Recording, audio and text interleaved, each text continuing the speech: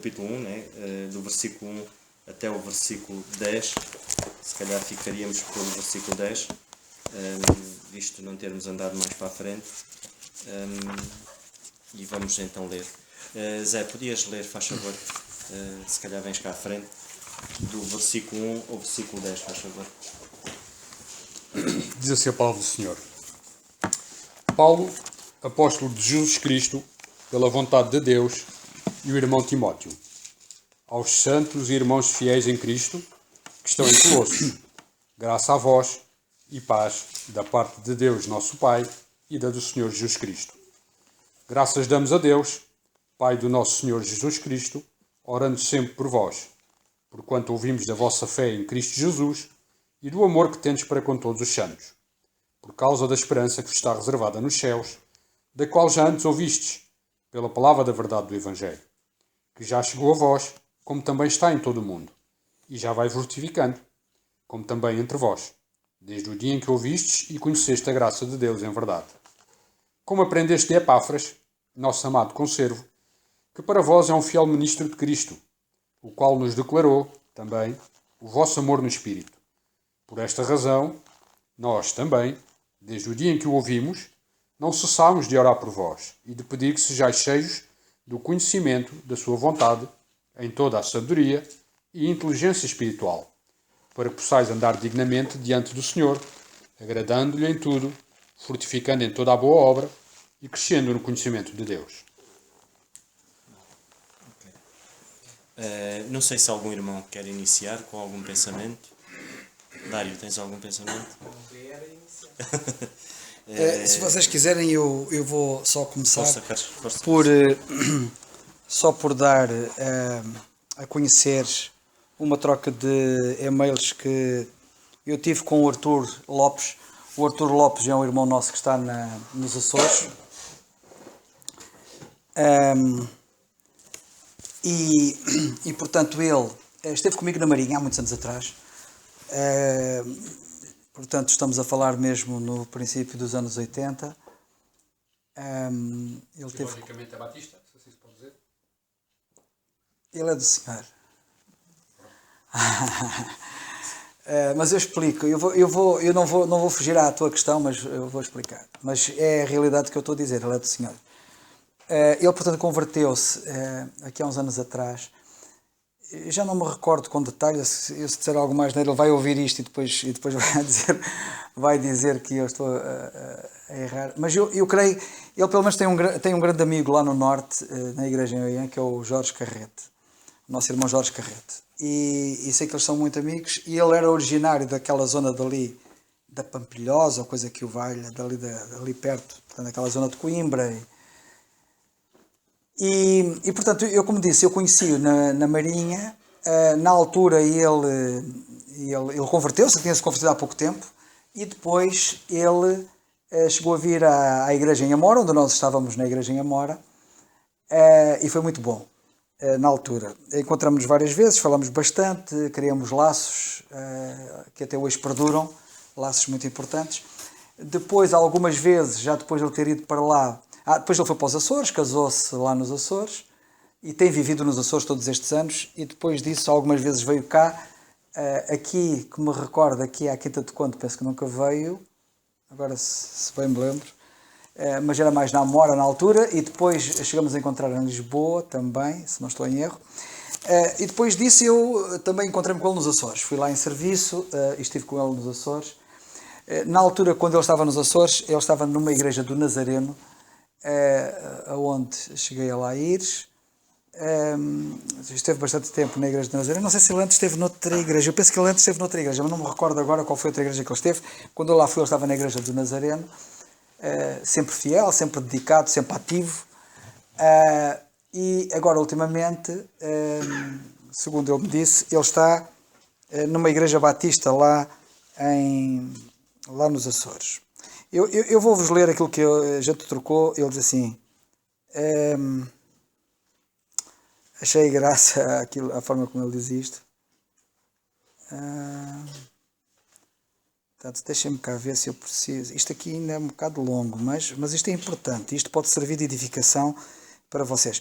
Já agora, isto também é importante saber que ele compreendeu e abraçou as verdades do mistério, e sobre isso vocês já vão ouvir alguma coisa daquilo que ele vai dizer.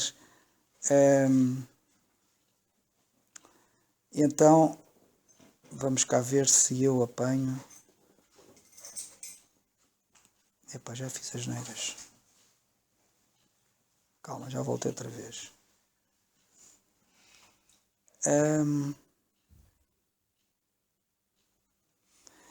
Ele, por exemplo, aqui há tempos atrás, ele escreveu qualquer coisa dizendo: Olá Carlos, muito bom, gostei da mensagem, de uma determinada mensagem que aqui foi dada.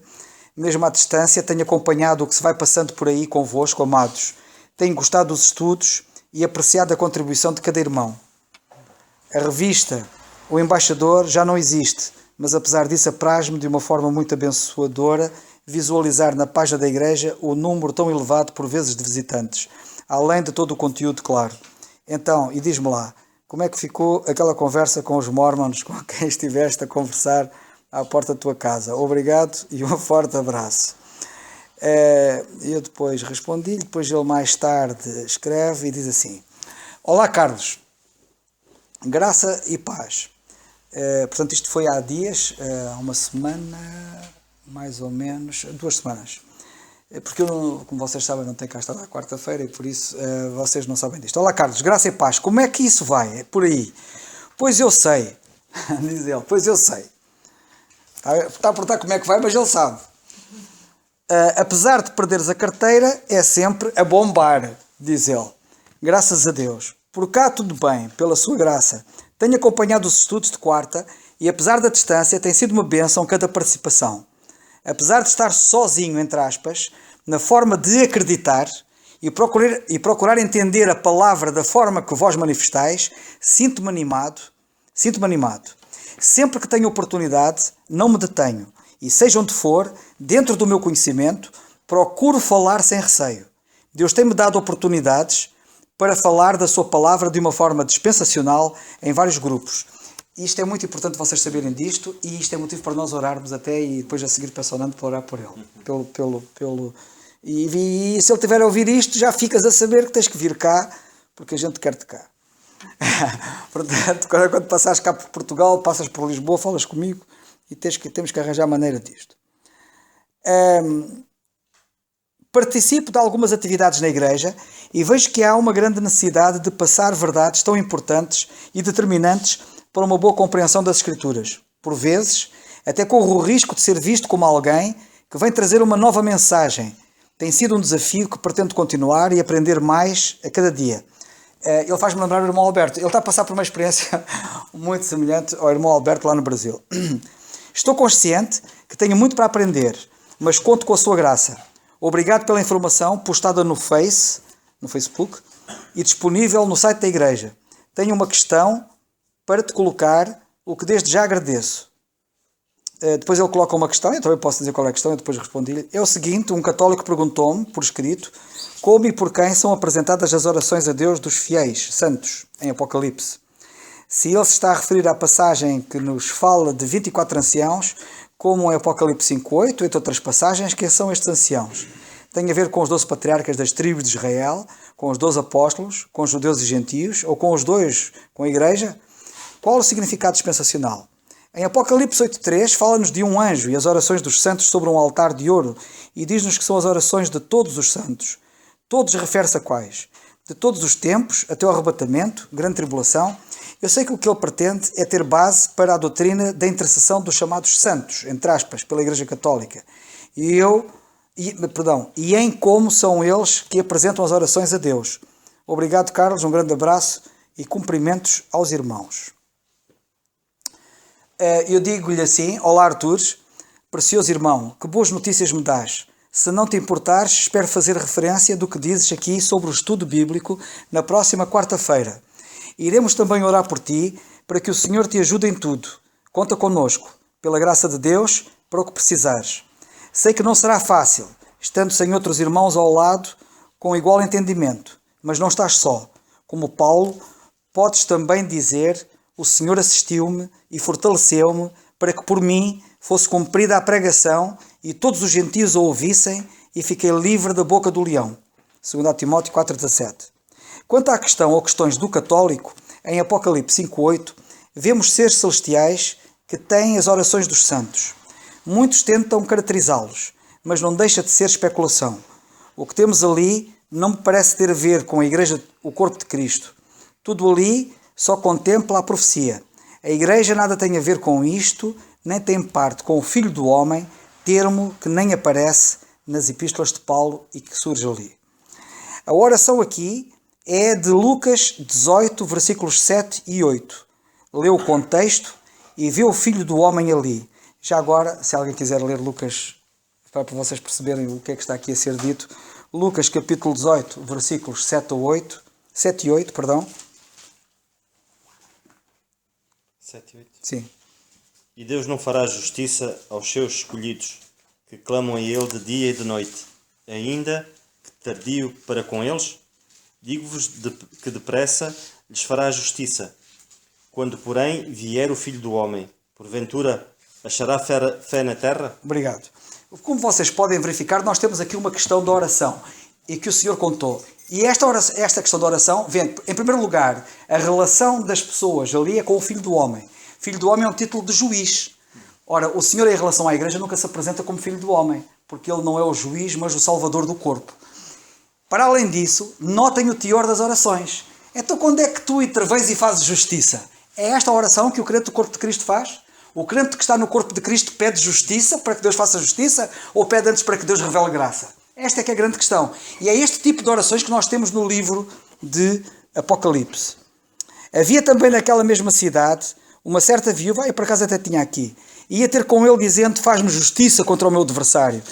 E por algum tempo não quis, mas depois disse consigo: ainda que não temo a Deus, nem respeito aos homens. Todavia, como esta viúva me molesta, hei de fazer-lhe justiça, para que, enfim, não volte, e me importune muito. E disse o Senhor: ouvi o que diz o injusto juiz.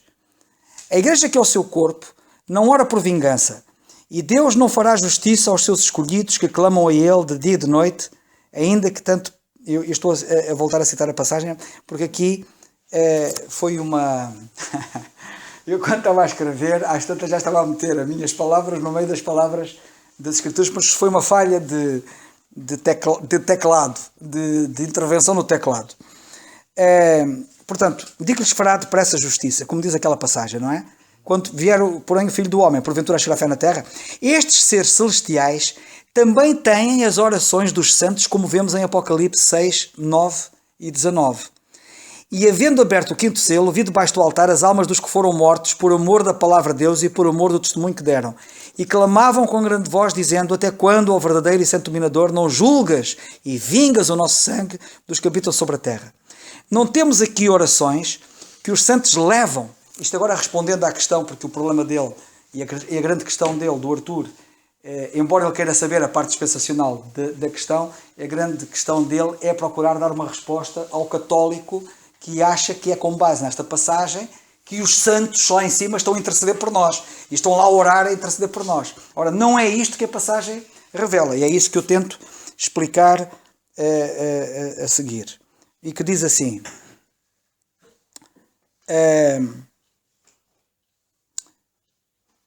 não temos aqui orações que os santos levam a. Notem bem, não temos aqui orações que os santos levam a, mas que eles fazem. Não temos aqui intermediários a levar orações de outras pessoas, temos aqui eles próprios a fazer oração e a pedir vingança. Não há nenhuma passagem que mostre que os santos levam orações de outros santos, mas há esta passagem que mostra que eles mesmos fazem orações. Espero que ajude. Retribuo o abraço e darei as tuas saudações à igreja, saudações à tua esposa. No meio da citação que faço de Lucas, depois eu tive que corrigir. Coloquei, já não me lembrava disto, no meio do texto um comentário meu: a igreja não é o seu corpo, não ora por vingança. Saiu-me no meio do texto da passagem, que eu não queria que aparecesse ali. Mas deves ter apercebido disso. Na minha opinião, os 24 anciãos são 24 anciãos. 24 seres celestiais. Não temos qualquer base para dizer que sejam algo mais do que isso. Tudo o que dizem é especulação. São 24 seres celestiais que lá estão, são chamados 24 anciãos. Estar a dizer que representa isto, que representa aquilo, é mera especulação. As orações de todos os santos, referidos em Apocalipse 8.3, são as orações que todos os santos fizeram. Não temos na Bíblia alguém orar a santos, mas temos muitos santos a orarem a Deus. E é isto que nós temos na Bíblia. Temos muitos santos a orarem a Deus, não temos santos a orar a santos. Além disso, a ideia católica cai por terra se nos lembrarmos que crentes como os carnais coríntios, que estavam na terra, são chamados santos. E aí estragas a teoria que eles montaram e que não tem base de sustentação. Portanto, a ideia católica cai por terra se nos lembrarmos que os crentes como os carnais coríntios que estavam na terra são chamados santos. A ideia de que uma pessoa só é santa depois de morrer não tem base bíblica. Nas Escrituras vemos muitos santos na terra antes de chegarem ao céu. E há alguns deles bem carnais, que era o caso dos coríntios. Abraço. Amado irmão, muito obrigado pelos esclarecimentos sobre a questão em que tinha dúvidas. Não há problema em comentares algo sobre mim na quarta. Agradeço as orações. Fico muito contente ao visitar o site da igreja e visualizar um grande número de visitantes. Significa que está a haver interesse das pessoas. Isso é uma grande alegria. Deus continua a tocar em muitas mais almas. Abraço. A minha esposa está com alguns problemas de saúde, mas vai melhorar. Obrigado. Abraço. Depois ele tem outra questão que é: boa tarde, Carlos. Espero que esteja tudo bem. Pela graça de Deus, por aqui tudo bem. Por acaso, estás recordado se existe no site da igreja um estudo sobre as dispensações de Cornelius Stem, de 1 de fevereiro de 1951? Eu tenho uma cópia desse estudo com 11 capítulos, mas está em letra muito pequena e certas partes já não se vê muito bem. Penso que foste tu que me deste essa cópia em 1989. Preciso de reler novamente isso e já não vejo como antes. Se me puderes dizer alguma coisa sobre isso, agradecia. Obrigado e um abraço. E então eu mandei-lhe, e é o livro As Coisas que Diferem, que na altura só havia 11 capítulos e que hoje em dia tem os capítulos todos. Está o livro completamente traduzido e disponível no site da igreja para ser descarregado por quem quiser. E mandei-lhe o link. Olá, Carlos, obrigado pelo link. Neste momento não estou a conseguir abrir, mas amanhã verei. Penso que é esse sim. Muito obrigado. Abraço. Bom dia, Carlos. É isso mesmo. Tinha ideia de estar em algum sítio porque já tinha feito o download anteriormente. Epá! Este mistério do Evangelho. Isto é uma delícia. Ainda hoje de manhã, na meditação que transmiti aos irmãos, na reunião de oração, aflorei um pouco sobre esta verdade. E apesar da experiência de fé deles, vi na sua cara a admiração pelo que estavam a ouvir. Agradeço as orações por mim, pois estou a precisar. Domingo de manhã vou ter mais uma vez a oportunidade de transmitir algo à igreja aqui e não posso deixar de falar destas verdades ocultas e dispensacionais. Um grande abraço. Desculpa a falta de acentos, mas certos caracteres do teclado por vezes ficam trocados. Que boas notícias, Arthur. Vamos intensificar as nossas orações por ti. Ontem no estudo bíblico não referi o que te disse, se podia referir a teu respeito, mas fica para a próxima. Fiquei retido no trabalho, não pude ir ao estudo bíblico, mas disseram-me que correu muito bem, pela graça de Deus. Logo à noite, espero colocá-lo online. Abraço.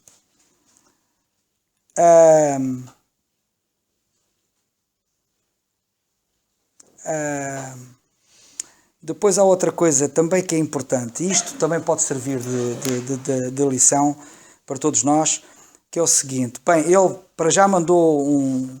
Eu vou ler. Olá, Carlos, boa tarde. Espero que esteja tudo bem. Portanto, isto foi na segunda-feira, esta segunda. Pela graça de Deus. Por aqui tudo bem. Uma outra coisa, se não for incómodo, agradeço.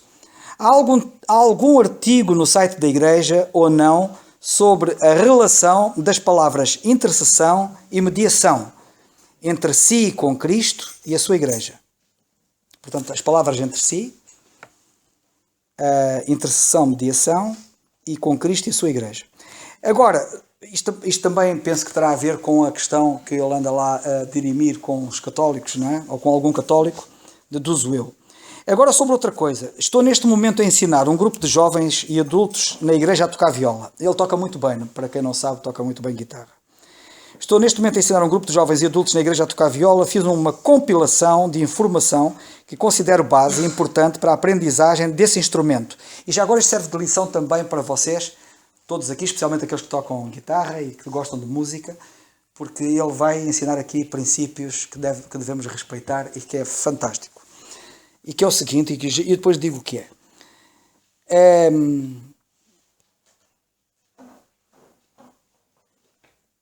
Não sou profissional na execução do mesmo, mas naquilo em que posso ajudar outros para o usarem na obra do Senhor, podem contar comigo. Ao iniciar esta tarefa, na minha apresentação inicial aos interessados, deixei claro que essa mesma compilação foi feita especificamente para os mesmos. E também lhes deixei claro que tivessem algum cuidado, entre aspas, ao passar para outros. Portanto, estamos a falar de uma compilação que ele fez, com base nos conhecimentos e na experiência dele, para ajudar e ensinar aqueles que não sabem tocar, a tocar viola. Eu já passei isto à Andreia, visto que ela tem a responsabilidade do Ministério da Música aqui na igreja. E então ele diz assim: ao iniciar esta tarefa na minha apresentação inicial aos interessados, deixei claro que essa mesma compilação foi feita especificamente para os mesmos e também lhes deixei claro que tivessem algum cuidado, entre aspas, ao passar para outros, no sentido de usarem algum critério, mas ser usado por quem quer mesmo aprender e pôr em prática na igreja, nas várias atividades. Isto, e é isto que eu estou a referir, que isto é pedagógico, para quem quiser aprender, isto é uma grande lição que ele está aqui a dar, pela graça de Deus. Isto porque o meu tempo, nesta parte, não considero que deva ser usado para alguém que pretenda usar no mundo. Isto é muito bom. Ele disponibiliza o estudo da guitarra para quem quiser tocar, para servir o Senhor. Não é para usar no mundo. Portanto, se alguém quer aprender a tocar guitarra para tocar no mundo, não use aquilo que ele preparou. Eu dou graças a Deus por isto. Artur, um abraço mais daqui, porque tu, graças a Deus por ti. Este foi o meu pensamento inicial. De qualquer forma, se isso representasse algo importante ou contribuísse para que alguém conhecesse o Senhor, pois que fosse, já valeria a pena, com certeza. Ele é cuidadoso e, de facto, revela muita sabedoria. Já valeria a pena, com certeza. Bem, independentemente de não conhecer quem toca aí na igreja em Quinta de Conde, de desconhecer se a informação dessa compilação poderá ajudar alguém que participe nessa parte, envio-te. O meu desejo é que possa vir a ser útil para alguém. Se isso não acontecer, é porque já ultrapassaram essa fase, o que me deixa satisfeito. Também, como sendo bom sinal. Alguma dúvida, manda vir. Forte abraço. Olá, Artur. Antes de mais, obrigado pelo que enviaste. Passei à responsável do Ministério da Música com as tuas recomendações. Ela de certo fará bom uso, pois sei que ajuda alguns a tocar guitarra. Alguns, mas. Quanto ao que perguntas, assim de repente não me lembro se o site tem algo concretamente, mas o que posso dizer é o seguinte. Quando as Escrituras falam na verdade da intercessão, só apresentam os seguintes intercessores, como poderás ver nos versículos que envio.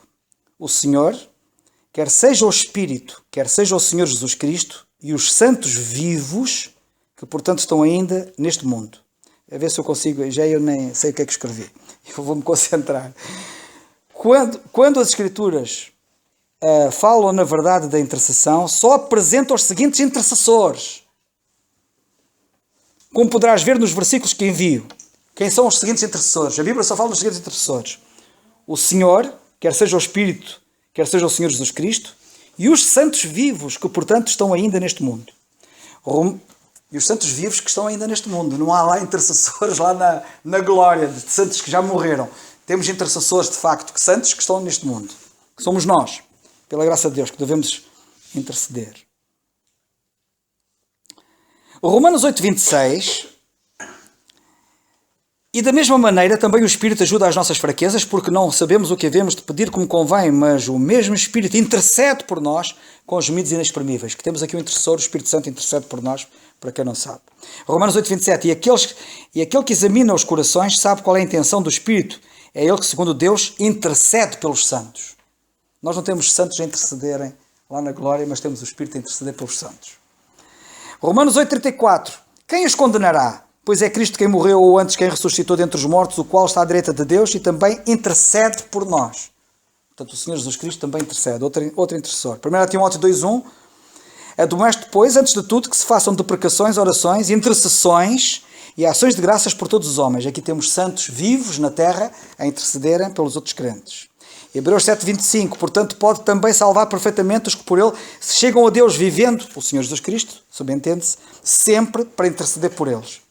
A Bíblia não fala de outros intercessores, nomeadamente de santos, depois de terem partido deste mundo. Quanto à mediação, só o Senhor Jesus Cristo é apresentado como mediador. Ponto final.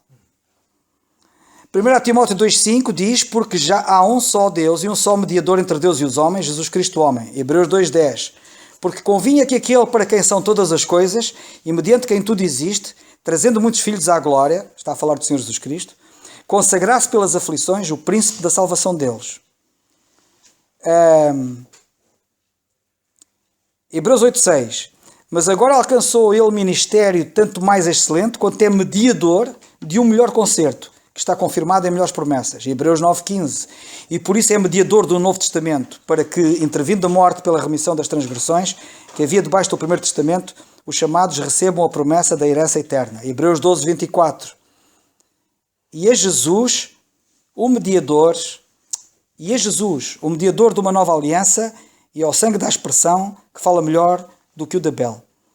E foi isto que eu lhe mandei. Portanto, a Bíblia por si fala mais do que 1000 palavras, e ele disse obrigado, abraço. E portanto, era isto que eu queria dizer, mas eu penso que era importante dar conhecimento disto que se tem passado. Isto faz parte do estudo, nós não temos que estar cingidos, nós estamos aqui para aprender. E isto também é uma escola, e aliás, e temos aqui uma grande escola, só aqui com o Arthur, estamos aqui a aprender com ele, pela graça de Deus. Força, vais orar por ele, não? Senhor nosso bendito e amado Pai, damos-te graças, Senhor, pelas notícias que temos deste nosso irmão, Senhor. Oh Pai, te agradecemos porque de facto ele tem sido ali uma luz, Senhor. Que tu de facto o possas munir, Senhor, da tua sabedoria, Senhor. Te agradecemos por ele, Senhor. Te agradecemos porque de facto ele tem a farda vestida, Senhor, para te servir como seu soldado, Senhor. E obrigado porque o tem feito, Senhor. Obrigado porque ele procura na tua palavra, Senhor, como os berenianos procuravam, Senhor, a verdade, Senhor. As certezas que tu nos dás, Senhor. A clareza, Senhor. Tu não és um Deus de confusão, Senhor. E te damos graças, Senhor, porque tu nos dás essa clareza através das Escrituras, Senhor. E obrigado porque este teu filho a tem procurado, Senhor. E a tem procurado de uma maneira sábia também ministrar, Senhor, ali naquele núcleo, Senhor, naquela igreja local, Senhor. Que ele de facto seja uma luz, Senhor. Que lhe dê sabedoria certa, Senhor. Que o ajudes. Possas cuidar da sua esposa também, Senhor. Que ela possa também ficar bem fisicamente, Senhor. Ajuda-o, Senhor. Supra as suas necessidades, Senhor. E acima de tudo, Senhor, que a tua paz e a tua sabedoria, Senhor, possa ser o seu consolo, Senhor. Às vezes as circunstâncias podem não ser as melhores, como já falamos, Senhor. Mas o que importa, Senhor, é que tu estás connosco, Senhor. E essa é a nossa segurança, Senhor, é a nossa estabilidade, Senhor. A nossa felicidade está em ti, Senhor. Te agradecemos porque certamente cuidarás deste teu filho, Senhor. Obrigado também porque desde já estás a usá-lo, Senhor, porque somos abençoados através das suas palavras, Senhor. E ajuda-o também, Senhor, nos dons que lhe deste, Senhor. Na questão do louvor, Senhor. E obrigado, Senhor, por estes ensinamentos também que recebemos. Te agradecemos mais uma vez, Senhor, porque estás a cuidar dele, Senhor. E ajuda-nos, de facto, a intercedermos uns pelos outros, Senhor. Desde já te agradecemos por estás no seu cuidado, Senhor. E ajuda-nos, Senhor, cada vez mais, Senhor, no nosso dia-a-dia, Senhor, a orarmos, falarmos contigo, Senhor, e a intercedermos como tu assim queres, Senhor. Te agradecemos no nome do teu Filho, o nosso Senhor Jesus Cristo. Amém. Se vocês não se importassem, eu tinha dito que não falava nada, mas só muito rapidamente, porque vocês estão a andar, não é? E isto não para, temos que andar. Sobre o versículo 3, eu só gostava de muito rapidamente dizer, temos ali o nosso Daniel, que também certamente tem alguma coisa para dizer, e já tinha saudades de Daniel. Mas sobre o versículo 3, eu gostava de dizer o seguinte. Já ouvimos vários pensamentos, eu tenho sido muito abençoado, fui muito abençoado estou sempre, não é? Mas fui muito abençoado particularmente no estudo da semana passada, ali com o nosso Dário, pela graça de Deus, a dar ensino muito precioso, muito substancial e muito edificativo para todos nós. E graças a Deus, porque isto é gravado, e se não fosse gravado eu teria perdido, mas assim não perdi, e muitos que também não estão aqui assim também não perdem. Versículo 3. Graças damos a Deus, Pai do nosso Senhor Jesus Cristo, orando sempre por vós, porquanto ouvimos da vossa fé em Cristo Jesus e do amor que tendes para com todos os santos, por causa da esperança que vos está reservada nos céus e da qual já antes ouvistes pela palavra da verdade do Evangelho. Eu vou procurar dar dois pensamentos dentro do mesmo assunto, sobre este versículo, especialmente o 3, e que também toca um bocado no 4, e que eu espero que... Já ouvimos vários pensamentos sobre a questão da oração, etc. Já estivemos aqui a meditar várias coisas acerca disto, mas eu gostava que vocês olhassem um bocado para o contexto. Paulo está aqui a orar. Paulo está aqui a agradecer. E Paulo está aqui a orar. Há dois elementos muito fundamentais na oração dele. Em primeiro lugar está a agradecer a Deus. E em segundo lugar está a orar. Evidentemente que o agradecer é orar, mas o orar pode não incluir o agradecer e pode ser mais do que o agradecer, que é o caso. Neste caso concreto, o agradecer está ali claramente identificado, o orar naturalmente é pedir por eles. E eu gostava de chamar a vossa atenção para o seguinte. Quando Paulo olhava para aqueles crentes em Colossos, ele dava graças a Deus por eles. Mas dava graças a Deus porquê? Isto é muito importante. A maior parte das pessoas que por aí andam, quando pensam nisto, são capazes de dar graças a Deus porque têm dinheiro, dão graças a Deus porque têm bom emprego, dão graças a Deus porque têm saúde, dão graças a Deus porque... mil coisas. Paulo dá graças a Deus pelo seguinte. Notem bem. Dá graças a Deus porque ouvimos da vossa fé. A grande questão é esta. Se Paulo estivesse aqui, ele podia dar graças a Deus por nós, porque ouvimos da vossa fé em Cristo e do amor que tendes para com todos os santos, por causa da esperança que vos está reservada nos céus, da qual já antes ouvistes pela verdade do Evangelho. Paulo dá graças a Deus por coisas espirituais. Paulo dá graças a Deus por riquezas espirituais que ele encontrava nestes crentes. Nós, de facto, somos muito pobres. E somos muito rasos quando só damos graças a Deus pela comida, quando só damos graças a Deus pela saúde, quando só damos graças a Deus pela boa noite que Ele nos deu, quando só damos graças a Deus porque Ele nos cuidou, porque Ele nos guardou fisicamente, sei lá de quê, de tantos perigos e tantas coisas. Nós temos que nos preocupar em ter mais coisas espirituais em que nos devemos notabilizar para que possam ser dadas graças a Deus por essas virtudes que são vistas em nós. Isto é que é importante.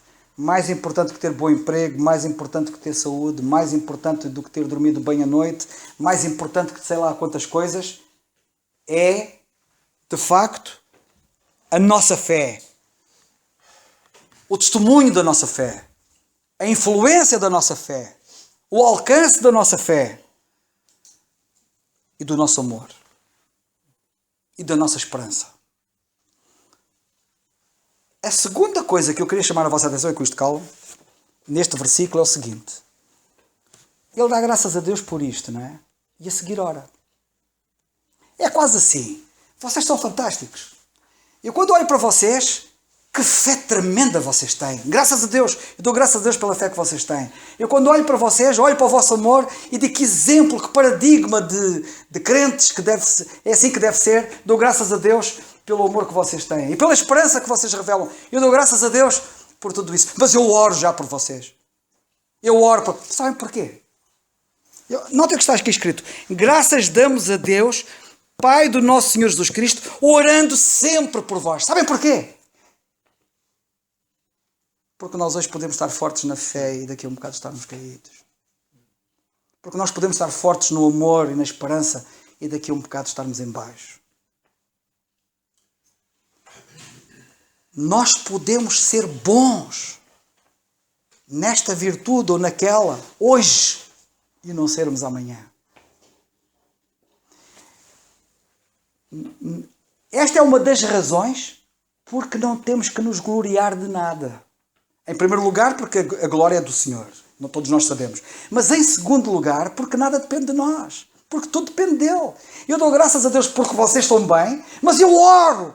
Porque amanhã vocês podem estar mal. Temos que continuar a depender. Temos que continuar a depender do Senhor, porque tudo depende dele e não há virtude nenhuma em nós.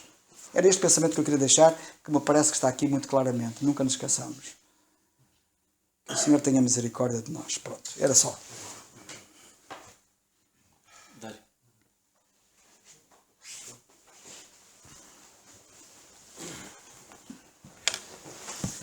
Eu ia entrar já no versículo 4. Por isso é que eu falei no 3.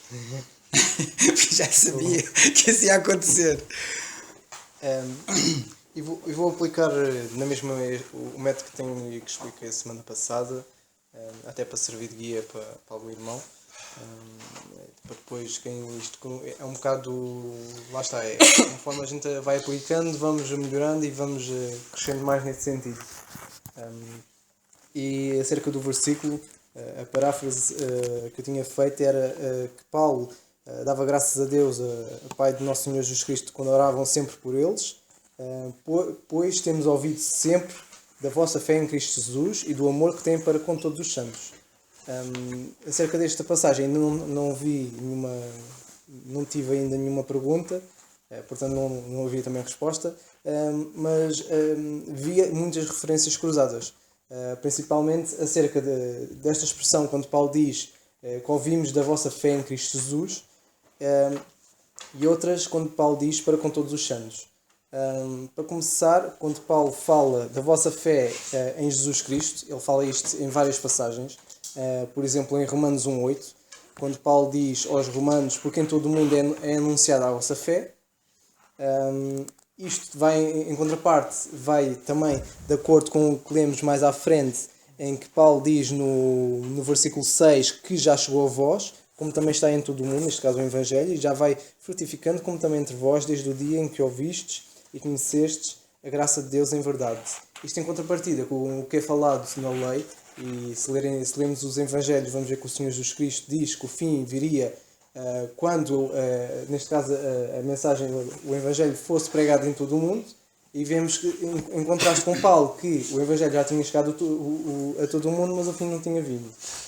Também é para deixar curiosidade para os irmãos também estudarem acerca do assunto e irmos mais a fundo neste aspecto. Dário, mas explica, não te importas. Eu sei que estás a ser telegráfico, mas convém explicar porque as pessoas possam perceber. Que estamos a falar de evangelhos diferentes, não é? Sim, principalmente porque o Senhor Jesus Cristo sempre vemos a mensagem do reino a ser pregado, desde que o Senhor Jesus Cristo começou a falar. Depois deste reino que vemos o Pedro a dizer e a acusar o povo de Israel por terem negado o seu rei, terem crucificado, e ele estava a aplicar completamente a sua mensagem. Vemos que depois em Atos 2 que estava a ser cumprida a profecia de Joel e que a dado momento estagnou. Se esta mensagem tivesse continuado e se de facto a profecia tivesse sido cumprida, quando Paulo diz que a mensagem do Evangelho já estava em todo o mundo, neste caso o mundo já devia ter vindo há muito tempo. Neste caso o Senhor já tinha vindo reinar há muito tempo, que não veio. E vemos este, por exemplo, é um contraste que vemos em comparação dos Evangelhos. E portanto a mensagem de Paulo, que é o Evangelho da Graça, chegou a todo o mundo, como está ali escrito muito claramente, e o fim não veio porque é o Evangelho da Graça, que não tem nada a ver com aquilo que Jesus andava a pregar, que era o Evangelho do Reino, que quando for pregado em todo o mundo, virá ao fim. Exatamente. Portanto, há que distinguir bem esses dois Evangelhos, porque muita gente não compreende. Desculpa lá estar-te a cortar. Não. Mas este assunto é importante. Ainda ontem eu escrevi um artigo sobre o livro do Levítico e vi como o estudo dispensacional na Bíblia começa bem cedo no livro do Levítico.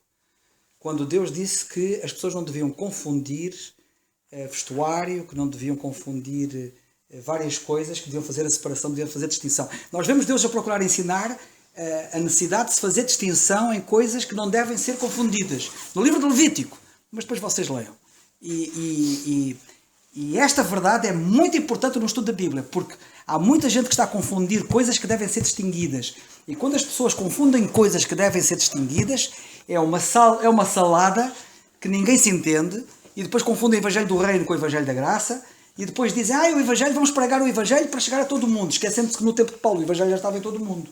Só que o Evangelho que Paulo pregava era o da graça, enquanto que o outro referido era o do reino. E isto é muito importante, fizeste muito bem em fazer referência. Porque esta questão de Romanos 1, se nós lermos, porque em todo o mundo é anunciada a vossa fé. E aqui poderíamos pôr a questão, que fé é que está a ser anunciada? E aqui podemos tocar se a fé se é que o Senhor Jesus Cristo morreu pelos nossos pecados, ou se Ele foi crucificado e nós somos culpados pela crucificação dele. Por exemplo, em 1 Coríntios também, quando Paulo fala acerca da ressurreição do Senhor Jesus Cristo, ele diz que se Cristo não ressuscitou, logo é vã a nossa pregação e também é vã a vossa fé. E aqui fica a questão, a nossa fé está no quê? Ou está em quem? Está num conceito, está numa religião, está numa pessoa. Que pessoa é essa? O que é que essa pessoa fez para nós termos fé nela? E neste caso, quando Paulo relaciona a vossa fé, relaciona sempre ao Senhor Jesus Cristo. A nossa fé está sempre relacionada a Ele. Nós temos fé no Senhor Jesus Cristo e no que Ele fez na cruz por nós. E vemos a confirmação disso através da sua ressurreição.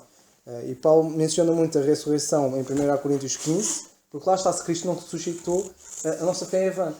E ao longo da história vemos muitas pessoas e muitos homens que morreram por uma causa, mas não provaram que essa causa não só era verdadeira, mas também acerca deles.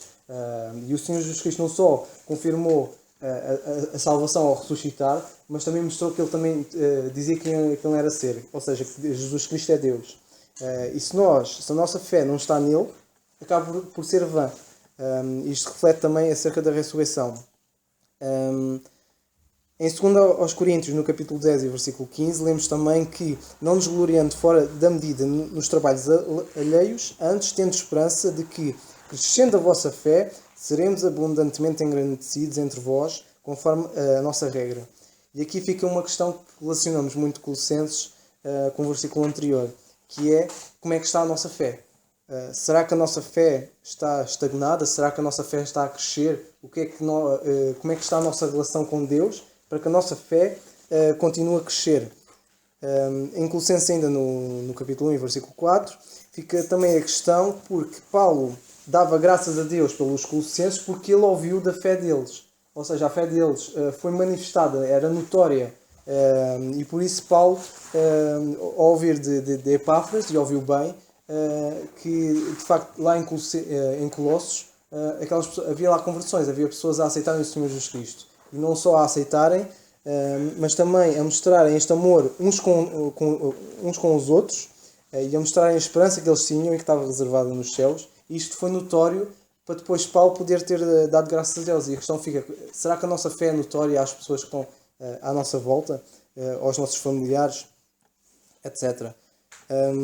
Muitas vezes a nossa fé até pode ajudar a consolar os outros, porque o facto das pessoas verem como está a nossa relação com Deus, e ao verem a nossa firmeza no Senhor, dá também motivação e serve de exemplo, até para ajudarmos os outros, porque se não estivermos firmes no Senhor, como é que poderíamos ajudar os outros? Ainda, por exemplo, em 1 Tessalonicenses, no capítulo 3 e versículo 5, vemos Paulo dizer: portanto, não podendo eu também esperar mais, mandei-o saber da vossa fé, temendo que o tentador vos tentasse e o nosso trabalho viesse a ser inútil. Quando fui ao norte, há cerca de 3 semanas, se não me engano, o Jonas tinha falado muito de que eles tiveram lá um estudo que eles costumam ter de manhã, às 11 horas, e o assunto que eles tinham estado a estudar era acerca da fé. E houve uma coisa muito importante que o Jonas tocou, Ele tocou muito mais no tentador, qual era o papel do diabo e o que é que o diabo queria fazer nas nossas vidas. E ele falou que o diabo, o que ele queria das nossas vidas era a nossa fé. Ele queria, de certa forma, quando ele roda e anda brandando como um leão, o que ele quer tirar de nós é a nossa fé. E ele deu muito esse exemplo através de Jó. Jó, quando foi tentado, foi sempre tentado pela fé dele. E o diabo queria sempre tirar a fé que Jó tinha no Senhor e no que o Senhor podia fazer na vida dele. E Jó foi sempre tentado e nesse aspecto ele nunca falhou. E vemos Jó dizer que ele dava graças a Deus pelo bom que Deus lhe tinha dado e pelo mal que também lhe estava a dar. E de facto é o que o diabo quer fazer ainda em nós, nos tempos hoje, que é tirar-nos, consumir, de certa forma, tirar-nos mesmo a nossa fé. Na maioria das vezes que Paulo fala, e em todas as suas cartas, ele relaciona sempre a vossa fé, ou a nossa fé, que está sempre ligada ao Senhor Jesus Cristo e na fé que nós temos na obra redentora dele na cruz. Vemos também isto em Atos dos Apóstolos 4:12, em que é dito que em nenhum outro há salvação, porque também debaixo do céu nenhum outro nome há, dado entre os homens, pelo qual devemos ser salvos. Se a nossa fé não estiver no Senhor Jesus Cristo, temos fé onde? Quando o Senhor Jesus Cristo interrogou os discípulos para se eles queriam deixá-lo também, ele depois de dar uma mensagem muito dura, houve muitas pessoas que não gostaram da mensagem do Senhor Jesus Cristo e saíram da presença dele, não quiseram mais saber dele. E ele interroga também os dois apóstolos se eles também iriam fazer o mesmo, e eles simplesmente as respostas, eu já não lembro se foi a resposta de Pedro a perguntar ao Senhor para onde é que eles iriam. E de facto o mesmo serve para nós. Se não tivermos esta certeza e se a nossa fé não estiver fundada no Senhor Jesus Cristo, para quem iremos nós? E lá está, não temos outro nome ou outro Salvador pelo qual devemos ser salvos. Aprendemos que não só Cristo é a pessoa por quem temos fé, mas que tudo isto baseia-se na sua ressurreição. Esta é a nossa certeza. Algo porque temos de estar firmes e certos para também falar aos outros, testemunhar aos outros, dar o nosso testemunho. Se não é mesmo de vã a nossa fé, onde é que deve estar apoiada na nossa fé? Não na sabedoria dos homens, mas no poder de Deus. E por fim, por agora, as possíveis aplicações pessoais que eu vi acerca desta passagem, em Colossenses capítulo 1, versículo 4, é que devemos ter amor uns com os outros. Devemos amar-nos uns aos outros, devemos orar uns pelos outros, interceder uns pelos outros, exortar uns aos outros, consolar, ensinar, e devemos também uns com os outros louvar e adorar o Senhor. E a questão que fica, e que também é uma possível aplicação pessoal, é: será que já ouviram falar da minha fé às pessoas que estão à minha volta? Que o Senhor nos abençoe. Amém. Nós temos ali o Daniel. Daniel, eu sei que hoje já está, agora está um bocado adiantada, mas amanhã é feriado cá em Portugal. Para o Alberto não é de certeza. Mas queres dizer alguma coisa? Um instante? Chega aqui. 3 minutos só. Estava a ver que não. Olha, Daniel, para a próxima vez tens o tempo todo. Posso só, antes do Daniel... Não, mas espera aí, tens que vir aqui. Não falas daí, vens aqui. Não, dentro daquelas riquezas verdadeiras, que são as riquezas espirituais que o irmão Carlos falou, que o Dário reforçou, portanto temos o exemplo de Paulo. Paulo não disse quando acabou a carreira: fiz bons investimentos, vou partir, portanto isto fica aqui uma obra com dinheirinho para vocês fazerem aqui igrejas e não sei o que, não sei o que mais. Não, o que ele disse foi por simplesmente, como está em 2 Timóteo, no capítulo 4, versículo 7, combati um bom combate, acabei a carreira, guardei a fé. Portanto, veio o tentador, veio ventos de tempestades, e portanto os ventos que ele sofreu foram fortes, correram os rios, mas a casa dele, que era a casa espiritual, não ruiu. E portanto, graças a Deus. É isso mesmo. Obrigado. Daniel, onde é que está o Daniel? Tens que vir para aqui. Faz favor. Muito rapidamente, irmãos, boa noite. Queria só 3 pensamentos muito breves. Primeiro, a única oração que nós vemos, tanto quanto eu me lembro, feita na Bíblia a uma pessoa morta, sabem qual foi? Sei. Qual foi?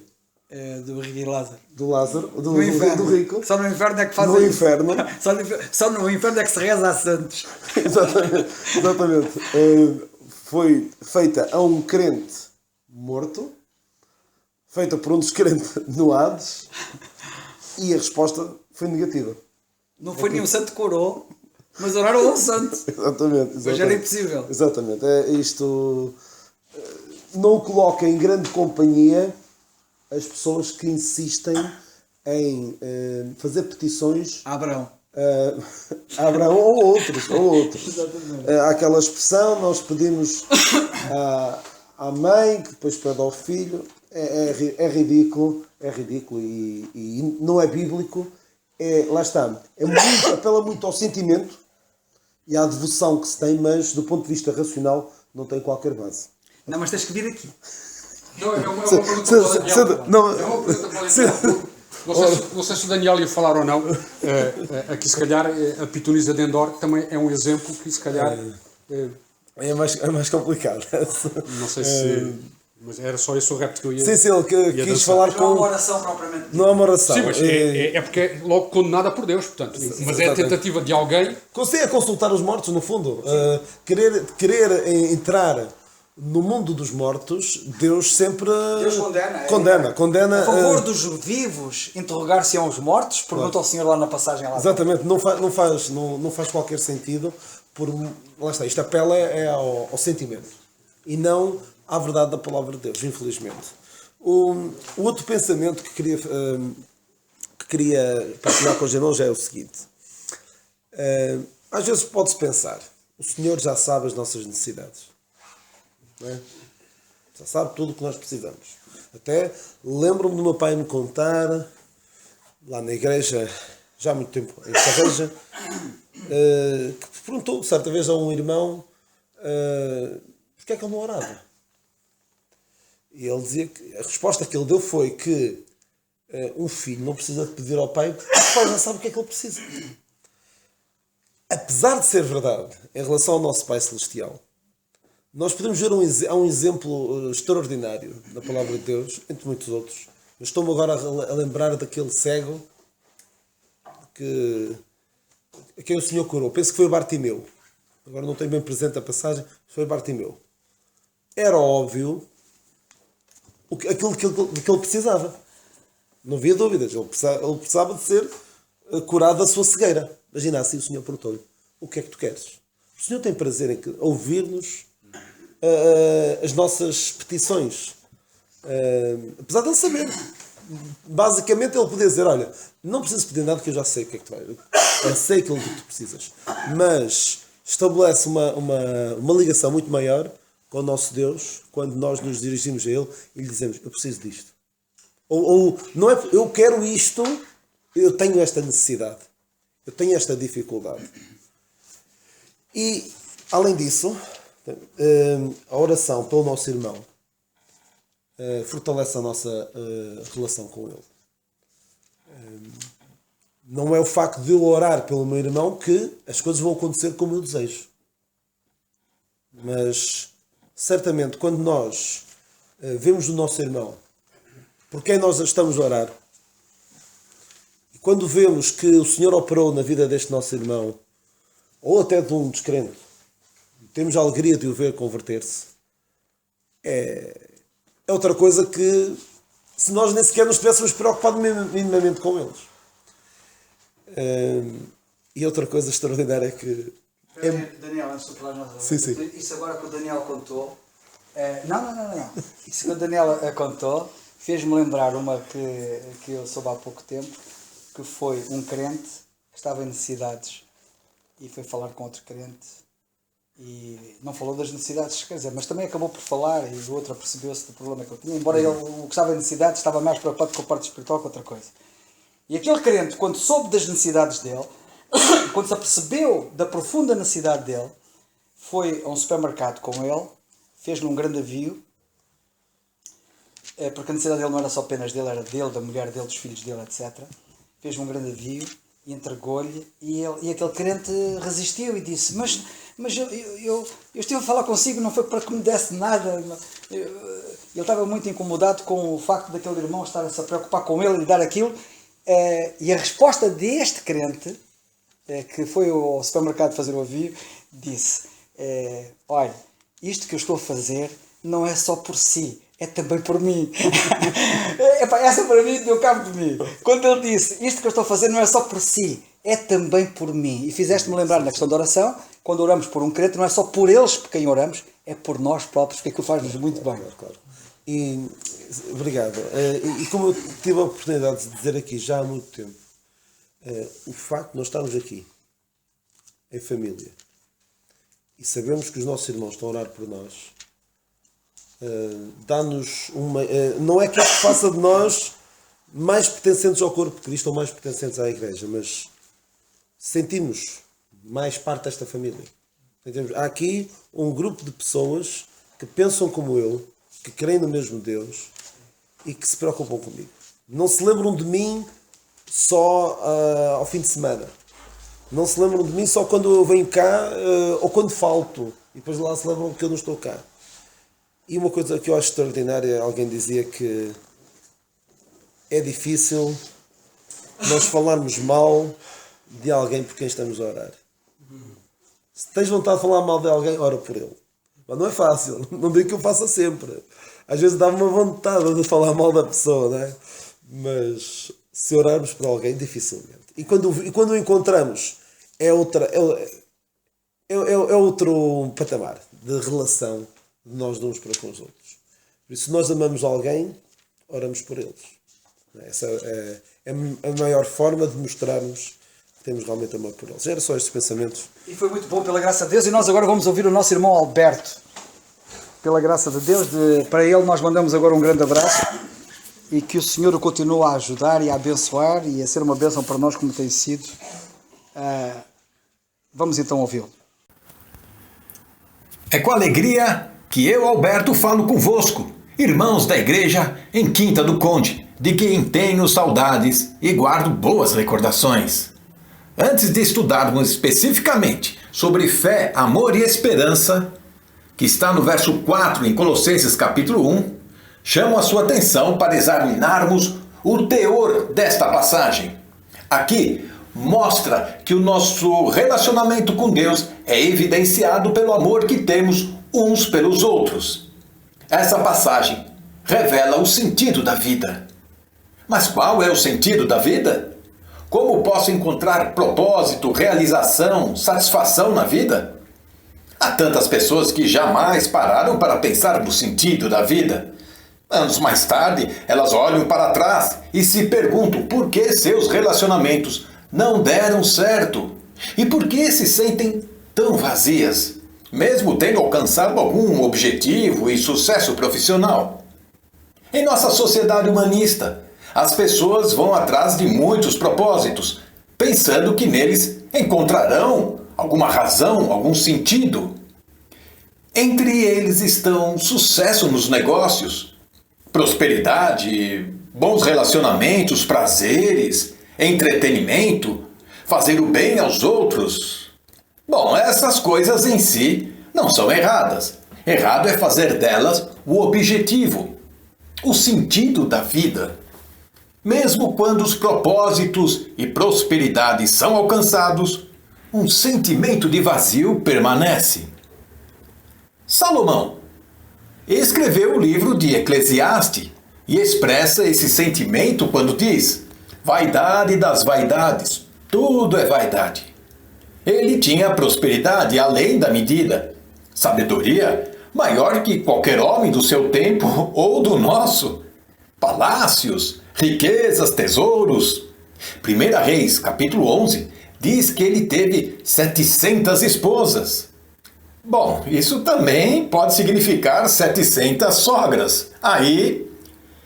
E mesmo assim, ele resumiu a vida debaixo do sol como sendo sem significado.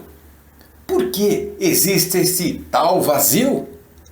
Porque Deus nos criou para algo além do que nós podemos experimentar no aqui e agora, Disse Salomão no capítulo 3, verso 11 de Eclesiastes. Ele fez tudo apropriado ao seu tempo. Também colocou no coração do homem o desejo profundo pela eternidade. Contudo, o ser humano não consegue perceber completamente o que Deus realizou. Em nossos corações, nós sabemos que o aqui e agora não é tudo o que se há para viver. Em Gênesis, primeiro livro da Bíblia, os primeiros 3 capítulos, vemos que antes da humanidade cair em pecado, a maldição vir sobre a terra, o relacionamento era bem diferente.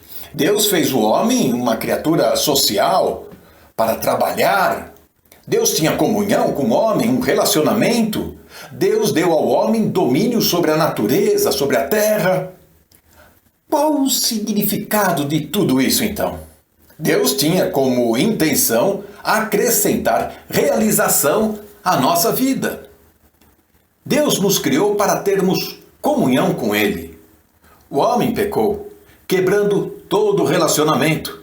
Resultado, o homem ficou separado de Deus, separado de si mesmo, separado dos outros, separado da natureza, em conflito. E a natureza separada da própria natureza. Romanos 8, verso 19. O pecado arruinou tudo. Mas Deus providenciou uma maneira não apenas de tornar possível a eterna alegria espiritual, mas também para vivermos esta vida com satisfação e sentido. Então, como esta alegria espiritual pode ser obtida? O real sentido, tanto agora como na eternidade, é encontrado ao se reconciliar com Deus, e assim os relacionamentos são restabelecidos. Hoje, esse relacionamento com Deus somente é possível através de seu Filho, Jesus Cristo. A vida eterna é recebida pela fé quando alguém se arrepende dos seus pecados, ao não querer mais continuar numa vida de fracasso, sem sentido, mas que Cristo o mude e faça dele uma nova pessoa. E essa pessoa começa a crer, confiar em Cristo Jesus como seu Salvador. Porém, o real sentido da vida não é encontrado meramente em descobrir Jesus como Salvador, apesar disso ser algo maravilhoso demais. O real sentido da vida é encontrado ao começar a seguir a Cristo como seu discípulo, aprendendo dele, passando tempo com ele na sua palavra, estudando a Bíblia, tendo comunhão em oração e caminhando principalmente com os irmãos da fé. Eu vim para que tenham vida e tenham em abundância. João 10, verso 10. Se o Filho vos libertar, verdadeiramente sereis livres. João 8, 32. Isto é assim porque o nosso Criador nos ama e deseja o melhor para nós. Não necessariamente a vida mais fácil, mas com mais satisfação e realização. O verso 4, em Colossenses 1, ouvimos da vossa fé. Pois é, parafraseando o escritor americano Ralph Emerson, o que você é e crê, fala tão alto que todos podem ver. Portanto, cuidado com suas atitudes, conduta e comportamento. Termino aqui louvando a Deus por ter me dado o privilégio de conhecer o amor desta igreja. E que Deus nos abençoe.